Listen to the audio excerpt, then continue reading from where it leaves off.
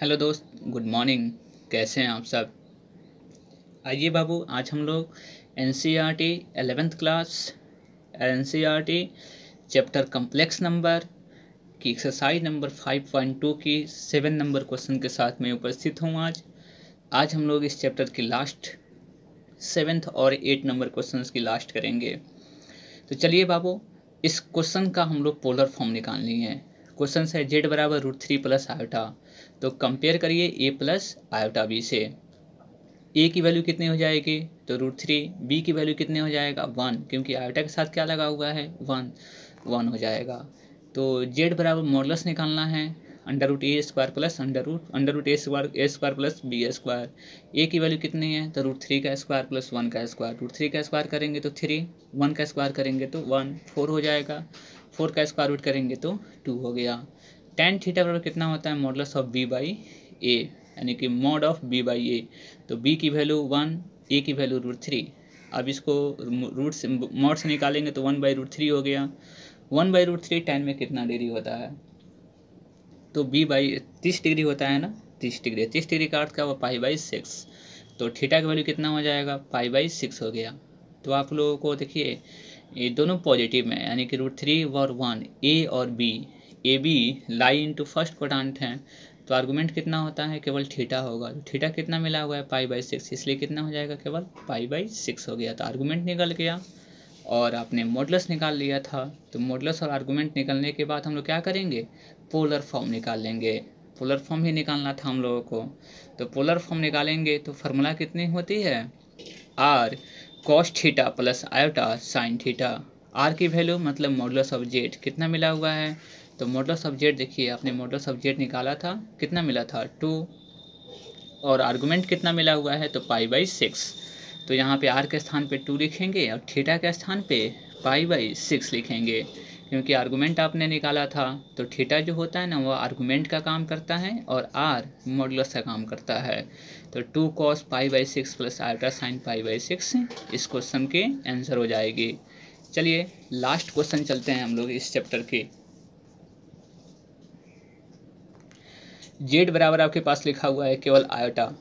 8 number question है इस exercise की 5.2 की। तो केवल अगर आयोटा लिखा हुआ है तो इसकी हम लोगों को पोलर फॉर्म निकालनी है। देखिए, इसमें रियल पार्ट तो नहीं है, केवल इमेजिनरी पार्ट है। तो रियल पार्ट कुछ भी नहीं, तो 0 रख लेते हैं। तो 0 + 1 इंटू आयोटा लिखने में कहीं परेशानी नहीं है, क्योंकि सॉल्विंग करेंगे तो ऑलरेडी आयोटा ही आ जाएगा। a प्लस आयोटा b के फॉर्मेट में लिख लिया गया है। तो इसको कंपेयर कीजिए, a plus iota b। a की वैल्यू कितना हो जाएगा? 0। b की वैल्यू कितना हो जाएगा? तो 1। a की वैल्यू 0 हो गया, b की वैल्यू कितनी हो गई? 1 हो गया। तो मॉडुलस निकाल ली। मॉडुलस ऑफ z बराबर a² प्लस b²। a की वैल्यू कितनी है? तो 0, 0 का स्क्वायर, फिर b कितनी है? 1 है, तो 1 का स्क्वायर। कैलकुलेशन करेंगे बाबू तो ऑलरेडी 1 आएगा, 1 का स्क्वायर रूट 1 ही हो गया। अब हम लोगों को आर्गुमेंट निकालनी है ना, तो सबसे पहले थीटा चाहिए। तो tan थीटा बराबर मॉड ऑफ b बाई ए। तो 1/0। तो 1/0 मतलब क्या होता है? अनंत, इन्फिनिटी हो गया। और tan में इन्फिनिटी कितना डिग्री होता है? 90 डिग्री। तो tan π/2 हो गया। यहाँ पे tan क्या हो जाएगा? कैंसिल। तो थीटा का वैल्यू कितना हो जाएगा? π/2 हो गया। अब बाबू देखिए, 0 और 1 दोनों ऑलरेडी पॉजिटिव है ना, तो फर्स्ट क्वाड्रेंट में लाई करेगा। तो फर्स्ट क्वाड्रेंट में आर्गुमेंट कितना होता है? आर्गुमेंट फर्स्ट क्वाड्रेंट में थीटा होती है। तो थीटा का मतलब कितना वैल्यू मिला? π/2, तो इसलिए π/2। तो आर्गुमेंट कितना हो गया? π/2 हो गया।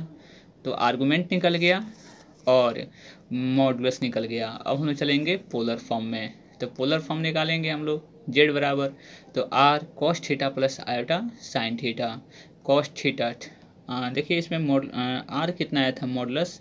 तो मॉडुलस आपको आया था बाबू 1, और थीटा कितना आया था? आर्गुमेंट, तो π/2।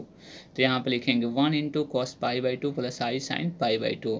तो 1 से मल्टीप्लाई करने पे कोई फर्क नहीं पड़ेगा, अर्थात cos π/2 प्लस आयोटा साइन π/2।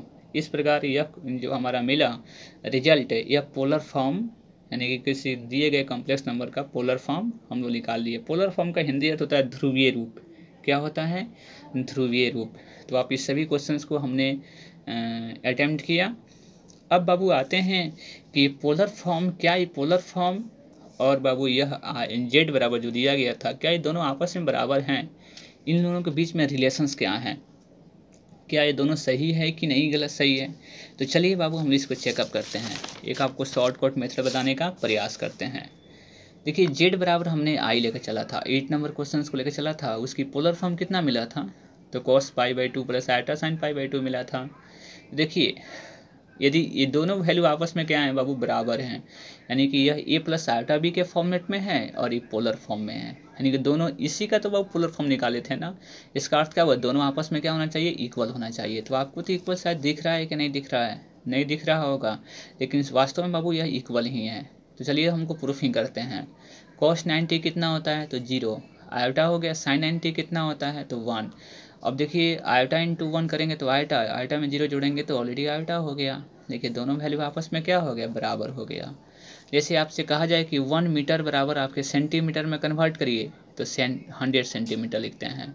इसका अर्थ क्या हुआ, दोनों वैल्यू आपस में बराबर हैं। उसी प्रकार किसी भी कम्प्लेक्स नंबर को यदि पोलर फॉर्म में लिखते हैं तो पोलर फॉर्म का जो रिजल्ट आएगा वो ऑलरेडी कम्प्लेक्स नंबर के इक्वल होगा। चलिए एक और क्वेश्चन को चेकअप कर लेते हैं।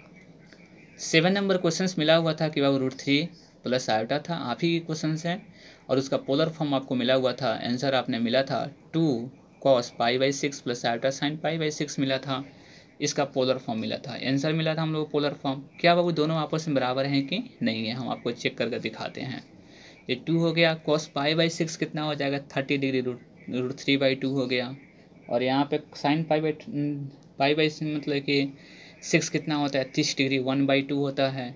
अब इस 2 से क्या करेंगे, इसमें मल्टीप्लाई करिए, 2 से मल्टीप्लाई करेंगे तो √3 हो जाएगा, 2 से मल्टीप्लाई करेंगे कैंसिल, केवल बचेगा केवल आयोटा। तो देखिए तो √3 प्लस आयोटा आ गया, और यहाँ पर भी √3 प्लस आयोटा था, तो दोनों वैल्यू आपस में बराबर हो गया। इसका अर्थ क्या हुआ कि किसी भी कम्प्लेक्स नंबर का पोलर फॉर्म निकाल रहे हैं, वह पोलर फॉर्म उस कम्प्लेक्स नंबर के बराबर होती है। चलिए जुड़े रहिए आप लोग आर के mathematics classes Bettiah Rinku sir के साथ। फिर मिलेंगे हम लोग नेक्स्ट एक्सरसाइज के साथ।